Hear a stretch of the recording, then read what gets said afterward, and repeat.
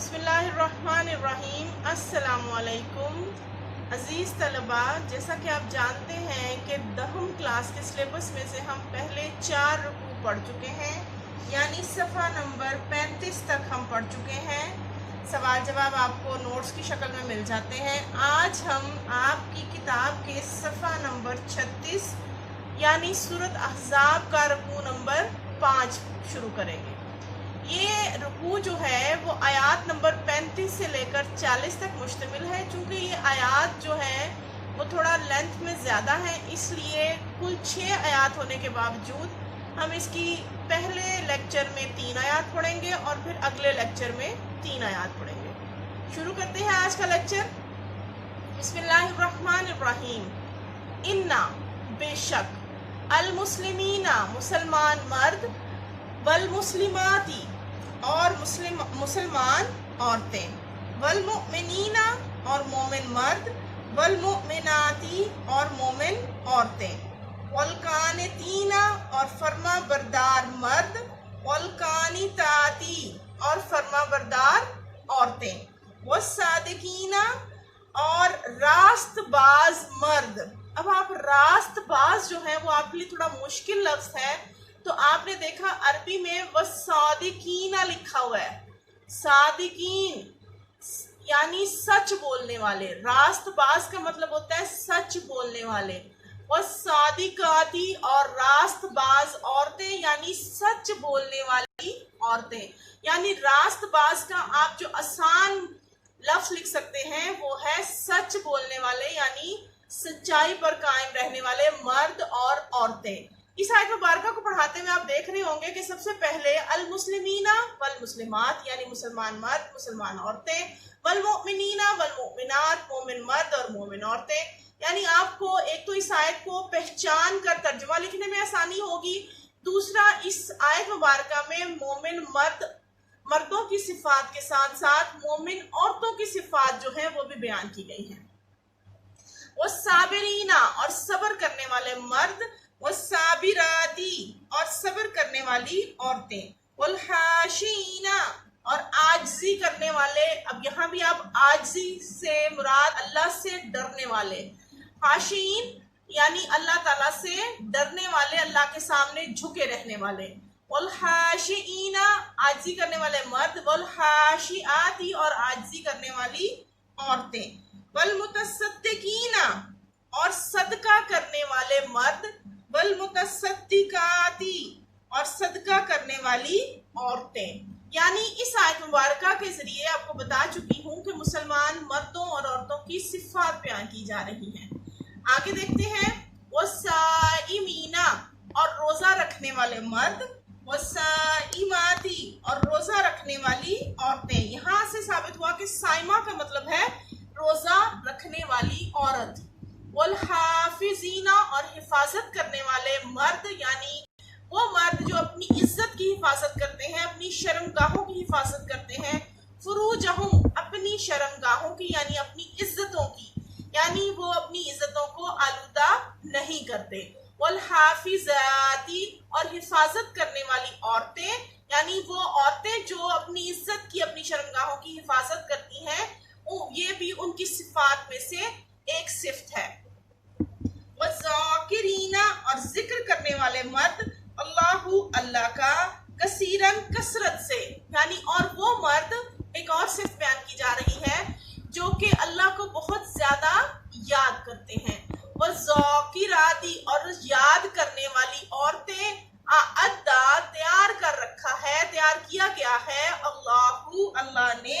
لہم ان کے لیے مغفراتن بخشش، و اجرن اور اجر عظیما عظیم یعنی بڑا۔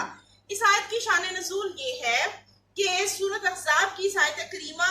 سے پہلے جتنی بھی آیات نازل ہوئیں وہ تمام میں زیادہ تر جو ہیں مومن مردوں اور مومن جو مسلمان مرد ہیں ان کی صفات بیان کی جاتی رہی۔ اب یہ ہوا کہ عورتوں کا ایک وفد جو ہے، یعنی ایک گروہ، ایک تھوڑی عورتیں جو ہیں اکٹھی ہو کر وہ آقا کریم حضرت محمد مصطفیٰ صلی اللہ علیہ وآلہ وسلم کی بارگاہ میں حاضر ہوئیں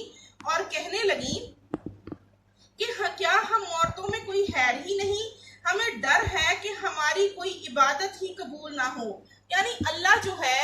وہ ہمارے اچھے کاموں اور اعمال کے بارے میں اور اس کے اجر کے بارے میں کوئی آیات مبارکہ ہے ہی نہیں ابھی تک نازل ہوئی. تو اللہ تعالیٰ نے اس آیت کریمہ کے ذریعے جو ہم مومن عورتوں کی صفات بیان کرنے کے ساتھ ساتھ یہ فرما دیا کہ مدرجہ ذیل صفات رکھنے والی عورتوں کے لیے وہ جو ہے جیسا ثواب مردوں کے لیے ہے بالکل ویسا ہی ثواب برابری کا ثواب عورتوں کے لیے بھی ہے. عورتوں نے سرکار دو عالم صلی اللہ علیہ وسلم کی خدمت میں عرض کیا کیا وجہ ہے اللہ تعالیٰ نے ایمان والے مردوں کو تو قرآن مجید میں یاد فرمایا ہے لیکن ہم عورتوں کا ایسا کوئی تذکرہ ہی نہیں. اس پر اللہ تبارک و تعالیٰ نے یہ آیت مبارکہ نازل فرمائی. اس آیت مبارکہ میں دراصل خواتین اسلام کی دلجوئی دلداری کا اہتمام کیا گیا ہے اللہ تعالیٰ کی طرف سے. اس آیت سے یہ بھی واضح ہو گیا ہے کہ اب عبادات اور اطاعت الہی جو ہے وہ اخروی درجات و فضائل میں مرد اور عورت کے درمیان اسلام میں کوئی فرق نہیں ہے. مرد اور عورت دونوں ہی زیادہ سے زیادہ نیکیوں اور اجر و ثواب کے مستحق بن سکتے ہیں. اگرچہ دونوں کا دائرہ کار الگ الگ ہے لیکن اگر دونوں میں اوصاف یکساں ہیں تو اللہ تعالیٰ کے ہاں درجات یعنی مقام و مرتبہ میں دونوں یکساں ہی رہیں گے. آیت نمبر 36 پڑھتے ہیں. وما اور نہیں کانا ہے لمؤمن کسی مومن مرد کو ولا اور نہ مؤمنات مومن عورت کو یعنی نہ ایسی کوئی مومن عورت کے لیے اور نہ مومن مرد کے لیے نہیں ہے کیا اذا جب قضا مقرر کر دیں اللہ و رسولہ اور اس کا رسول صلی اللہ علیہ وآلہ وسلم امرن کوئی کام یعنی کوئی امر کا مطلب عربی زبان میں کام ہے حکم ہے کوئی کام ان یکونا کہ ہو لہم ان کے لیے خیارۃ کوئی اختیار خیارتو کوئی اختیار من امرہم اس کام میں. ومن اور جو کوئی یعص اللہ یعنی نافرمانی نافرمانی کرے اللہ کی ورسولہ اور اس کے رسول کی یعنی اللہ تبارک و تعالیٰ فرماتا ہے کہ تم میں سے کسی مومن مرد اور مومن عورت کو یہ اختیار ہی نہیں کہ جب اللہ اور اس کا رسول کسی کام کے سلسلے میں کوئی حکم دے دیں تو کوئی اختیار کسی اس مرد اور عورت کا نہیں رہ جاتا. اب جو کوئی نافرمانی کرے گا یا اللہ و رسولہ اور اس کے نافرمانی کرے گا اللہ اور اس کے رسول کی فقد تو تحقیق کا معنی آپ کو بتا چکی ہوں پہلے بھی تو بھی لکھ سکتے ہیں یقیناً یا بے شک. تحقیق کی جگہ پہ آپ یقیناً یا بے شک بھی لکھ سکتے ہیں. فقط تو بے شک ضلع گمراہ ہو گیا دلالن گمراہ ہونا مبینہ صریح کا مطلب ہوتا ہے واضح پوری طرح. اس آیت مبارکہ کا شان نزول یہ ہے کہ سورۃ احزاب کی یہ آیت مبارکہ حضرت زینب رضی اللہ تعالی عنہا کے نکاح کے سلسلے میں نازل ہوئی. اب حضرت زینب جو ہیں زینب بنت جحش یہ حضور پاک صلی اللہ علیہ وآلہ وسلم کی پھپھو زاد بہن تھی یعنی پھپھو کی بیٹی تھی یعنی ہاشمی خاندان سے تعلق تھا قریشی خاندان سے تعلق تھا. حضرت زید بن حارثہ یہ وہ واحد صحابی ہیں جن کا نام قرآن پاک میں آیا ہے یعنی قرآن پاک میں کسی اور صحابی کا نام نہیں آیا. اللہ تعالیٰ نے حضرت زید بن حارثہ کا نام باقاعدہ طور پر اس سورت مبارکہ میں قرآن پاک میں لیا. اب حضرت زید بن حارثہ جو ہے وہ بنیادی طور پر ایک غلام تھے. حضور پاک صلی اللہ علیہ وآلہ وسلم نے انہیں آزاد کیا اور آزاد کر کے اپنا منہ بولا بیٹا یعنی متبنہ بنا لیا. متبنہ کہتے ہیں منہ بولا بیٹا یعنی اس سے خون کا رشتہ نہ ہو اور اسے منہ سے اپنا بیٹا بلانے لگے. آپ نے شروع کی جو تیسری کے چوتھی آیت میں آپ نے سورۃ احزاب کی جو ہے وہ منہ بولے بیٹوں کے بارے میں جو ہے وہ اللہ تعالیٰ کی طرف سے احکامات پڑھے کہ اللہ تعالیٰ نے تمہارے منہ بولے بیٹوں کو تمہارا حقیقی بیٹا نہیں بنایا اور ان کے اصلی باپ کو جو ہے ان کے نام سے پکارو. اگر تمہیں ان کے باپ کا نام معلوم نہ ہو تو ان کو پہلے تلاش کرنے کی کوشش کرو، نہیں تو پھر وہ دین میں تمہارے دوست اور بھائی ہیں۔ تو وہ دراصل جو ہے کفار مکہ کی یعنی زمانہ جاہلیت کی ایک فرسودہ رسم کو ختم کرنے کے لیے یہ آیات مبارکہ جو میں نے ذکر کیا وہ نازل ہوئی۔ تو اس آیت کے ذریعے بھی جو پرانے زمانے میں ایک رسم تھی کہ چونکہ منہ بولا بیٹا جو ہے وہ حقیقی بیٹا نہیں ہے، تو اس سے جو منسوب کردہ باقی رشتہ دار ہیں، جو اس کے باقی جو منسوب کردہ رشتے ہیں، ان سے بھی تمہارا رشتہ ویسا ہی رہے گا۔ تو حضرت زید بن حارثہ جو ہیں وہ آزاد کردہ غلام اور حضور پاک صلی اللہ علیہ وآلہ وسلم کے منہ بولے بیٹے تھے۔ نبی پاک صلی اللہ علیہ وآلہ وسلم نے اللہ کے حکم سے ان کے نکاح کے لیے اپنی پھوپھی زاد بہن حضرت زینب کو نکاح کا پیغام بھیجا، یعنی اللہ نے وحی کے ذریعے آقا دو جہاں کو حکم فرمایا کہ آپ زینب کے گھر میں اپنے منہ بولے بیٹے یعنی اپنے آزاد کردہ غلام حضرت زید بن حارثہ کا رشتہ بھیجیں۔ اس پر انہیں اور ان کے بھائی کو یعنی رشتہ بھیجنے پر حضرت زینب کو بھی اعتراض تھا، ان کے بھائی کو اور ان کے خاندان کے کچھ اور لوگوں کو بھی اس چیز پر اعتراض تھا، اور انہوں نے یہ رشتہ نامنظور کر دیا۔ اور کیونکہ زید ایک آزاد کردہ غلام ہے اور وہ سمجھتے تھے کہ ہمارا تعلق ایک اونچے خاندان یعنی قریشی ہے، ہم ہاشمی خاندان سے تعلق رکھتے ہیں، اس لیے انہوں نے یہ نکاح جو ہے اس پر اس پیغام پر ناپسندیدگی کا اظہار کیا۔ لیکن جیسے ہی یہ آیت مبارکہ نازل ہوئی تو وہ اس چیز کے لیے راضی ہو گئے۔ حضور صلی اللہ علیہ وآلہ وسلم نے خود حضرت زینب رضی اللہ تعالیٰ عنہ اور حضرت زید بن حارثہ رضی اللہ تعالیٰ عنہ کا نکاح جو ہے وہ پڑھایا اور اپنی طرف سے حق مہر ادا کیا۔ یعنی اس آیت مبارکہ کا جو مفہوم ہے وہ یہ کہ اللہ اور اس کے رسول صلی اللہ علیہ وآلہ وسلم کے فیصلے کے بعد کسی مومن مرد اور عورت کے لیے یہ جائز ہی نہیں کہ وہ اپنا اختیار استعمال کرے، اپنی مرضی کو پھر وہ سوچے، بلکہ اسے چاہیے کہ اللہ کے حکم کے فوراً بعد سر تسلیم ہم کر دیا جائے۔ چنانچہ اس آیت کے نازل ہوتے ہی حضرت زینب نے اپنی رائے پر اصرار ہی نہیں کیا اور یوں حضرت زید اور حضرت زینب کا نکاح ہو گیا۔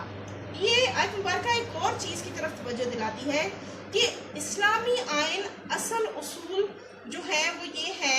اور اس آیت کی روح سے کسی مسلمان قوم، فرد، ادارے یا عدالت کو حق نہیں کہ وہ اللہ اور اس کے رسول کے کیے گئے فیصلے کے مطابق نہ کرے اور اس کے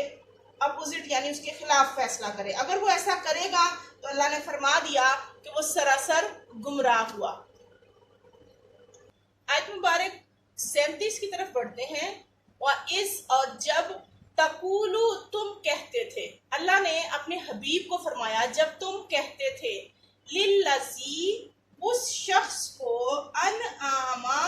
انعام کیا یعنی احسان کیا اللہ نے، یعنی اللہ تعالیٰ فرماتا ہے اب اس آیت کے مختلف حصوں کو سمجھ کر ان کا ڈیٹیل جو ہے معنی جب تک اس کا ترجمہ سمجھ نہیں آئے گا اس کا آگے مفہوم کرنا ممکن نہیں۔ اب دیکھیں وَإِذْ اور جب تم کہتے تھے للذی اس شخص کو، یعنی اللہ فرماتا ہے اے حبیب جب آپ اس شخص کو کہتے تھے، کس شخص کو؟ انعام اللہ انعام کیا اللہ نے علیہ اس پر، یعنی کس شخص کی بات ہو رہی ہے؟ حضرت زید کی۔ اور انعام کس نے کیا؟ اللہ نے۔ اللہ نے انعام کیا کیا کہ وہ اللہ نے اس کو ایمان کی دولت دی اور اس سے مسلمان جو ہے اس کو اسلام قبول کرنا اس کے نصیب میں رکھا۔ یہ اللہ کی طرف سے اس پر انعام تھا حضرت زید پر۔ وَأَنْعَمْتَ اور احسان کیا یعنی انعام کیا علیہ اس پر، امسک رہنے دو، یعنی انعام پہلے اللہ نے فرمایا کہ اللہ نے انعام کیا اس شخص پر یعنی حضرت زید پر، اور احسان کیا آپ نے اس پر یعنی اے نبی پاک صلی اللہ علیہ وآلہ وسلم، اے حبیب آپ نے اس پر احسان کیا۔ کیا احسان کیا؟ وہ تو پیدائشی غلام تھا، آپ نے اسے آزاد کر کے اپنا منہ بولا بیٹا بنا دیا۔ وہ آپ آتے آپ کی خدمت میں اور حضرت زینب سے اپنی جو گھریلو رنجشیں ہیں ان کا ذکر کرتے۔ تو اب اگلی بات کیا تھی وہ اب آیت مبارکہ پڑھنے کے بعد دیکھتے ہیں۔ امسک رہنے دو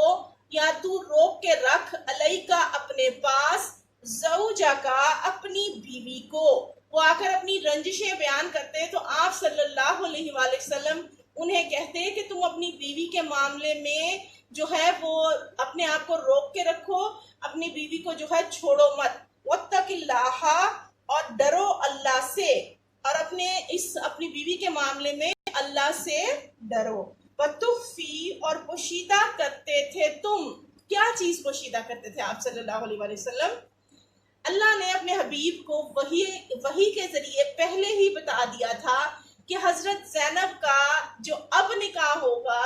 وہ آپ صلی اللہ علیہ وآلہ وسلم سے ہوگا، یعنی اللہ تبارک و تعالیٰ پہلے سے اس چیز سے باخبر، یا ظاہر ہے اللہ جو ہے وہ خالق حقیقی ہے، تمام معاملات سب سے پہلے حضرت زید بن حارثہ کے ساتھ ان کا نکاح ہونا، جبکہ وہ اعلیٰ حسب نسب کی تھی، اور پیغام بھی پہلے اللہ کی طرف سے ہی اللہ کے حکم پر جو ہے حضور پاک صلی اللہ علیہ وسلم نے ہی بھجوایا، یعنی اس تمام کے پیچھے جو مشیت الہی تھی، جو پیچھے ایک وجہ چھپی ہوئی تھی، وہ یہ تھی کہ زمانہ جاہلیت کی جو رسم تھی کہ منہ بولے بیٹے کی متعلقہ بیوی سے نکاح نہیں کرتے تھے، وہ یہی سمجھتے تھے کہ منہ بولے بیٹے کے جو ہے وہ اختیارات اور اس کا رشتہ جو ہے وہ حقیقی بیٹے کی طرح ہے، اور جب اس نے اپنی بیوی کے ساتھ علیحدگی اختیار کر لی، اس سے طلاق یافتہ ہو گئی، تو اب وہ جو ہے وہ اپنے سسر کے لیے اس کی بہو کی ہی حیثیت رکھتی ہے، تو وہ اسے نکاح نہیں کر سکتا تھا۔ تو دراصل اللہ تعالیٰ نے جو منہ بولے بیٹوں کو ہے وہ یہ حق بتانے کے لیے کہ منہ بولے بیٹوں کا حق جو ہے وہ اصل حقیقی بیٹوں کی طرح نہیں ہے، تو حضور پاک صلی اللہ علیہ وآلہ وسلم اس چیز کو چھپانا چاہتے تھے، پوشیدہ رکھنا چاہتے تھے، یعنی وہ وَتُخْفِي، اور پوشیدہ کرتے تھے، یعنی پوشیدہ رکھتے تھے تم، فی نفسی کا، اپنے دل میں، ما، وہ بات جسے اللہ مبدیہ، ظاہر کرنا چاہتا تھا یا ظاہر کرنے والا تھا، وَتَخْشَى، اور تم ڈرتے تھے، النَّاسَ، لوگوں سے، واللہ، اور اللہ حق کو زیادہ حقدار ہے، ان کے تخشاہو، کہ تم اللہ سے ڈرو۔ حضور پاک صلی اللہ علیہ وآلہ وسلم دراصل اپنے دشمنوں کی باتوں سے، تانے تشنوں سے جو ہے وہ ڈر کر یہ ظاہر نہیں کرنا چاہتے تھے، پہلے ہی اسلام کے بہت زیادہ مخالفین تھے، یہ نہیں ظاہر کرنا چاہتے تھے کہ حضرت زینب کا آئندہ نکاح میرے ساتھ ہونے والا ہے، اس لیے وہ چاہتے تھے کہ حضرت زید بن حارثہ اپنی بیوی کو نہ چھوڑے، کسی نہ کسی طرح نباہ کرنے کی کوشش کرتے رہیں، اسی لیے وہ حضرت زید کو روکتے کہ تم جو ہے اپنی بیوی کے ساتھ ہر صورت میں نباہ کرنے کی کوشش کرو۔ تو اللہ فرماتا ہے کہ اے حبیب، تم اپنے دل میں پوشیدہ مت رکھو یہ میری طرف سے دیا گیا جو پیغام ہے، تم اسے ظاہر کر دو، کیونکہ یہ اللہ ظاہر کرنا چاہتا ہے، تم لوگوں کی باتوں کے خوف سے لوگوں سے مت ڈرو، بلکہ اللہ سے ڈرو، اللہ اس چیز کا زیادہ حق رکھتا ہے کہ تم اللہ سے ڈرو۔ فلما، پھر جب، قضا، پوری کر لی، زید نے، اب یہ دیکھا آپ نے نام آ گیا حضرت زید کا، زید نے، منہا، اس سے، وطرن، اپنی حاجت، زوجنا، کہا، ہم نے تجھ سے اس کا نکاح کر دیا۔ اللہ فرماتا ہے جب زید کی طرف سے ان کی تمام حاجت پوری ہو گئی، حاجت پوری ہونے سے مراد یعنی انہوں نے اپنا جو ہے ان کا آپس میں علیحدگی ہو گئی، طلاق ہو گئی، انہوں نے عدت پوری کر لی، تو ہم نے اس کا نکاح، اللہ فرماتا ہے، حضرت زینب کا آپ سے کر دیا، لکئی، تاکہ، لا یکونا، نہ رہے، علی، پر، یعنی اوپر، المؤمنین، مومنوں پر، حرجن، کوئی تنگی، فی ازواجی، اپنی بیویوں میں، فی ازواجی، بیویوں کے بارے میں، ادعیائہم، منہ بولے بیٹوں کی۔ اللہ فرماتا ہے کہ یہ نکاح آپ سے اس لیے کیا گیا حضرت زینب کا حضرت زید سے طلاق لینے کے بعد، تاکہ آئندہ مومنین کو کسی قسم کی کوئی تنگی، پریشانی یا کوئی کسی قسم کا ڈاؤٹ نہ رہے کہ اپنے منہ بولے بیٹے کی جو متعلقہ ہے اس سے نکاح نہیں کیا جا سکتا، بلکہ منہ بولے بیٹے تو منہ کی باتیں ہیں تمہاری، تو تمہارے حقیقی بیٹوں کی طرح نہیں ہے، ان کی متعلقہ سے تم نکاح کر سکتے ہو جب وہ ان سے حاجت پوری کر لیں۔ ایسا، جب، تقدعو وہ پوری کر لے من ہننا ان سے وطرا اپنی حاجت، یعنی وہ عدت جو ہے اس کی طرف سے پوری ہو جائے.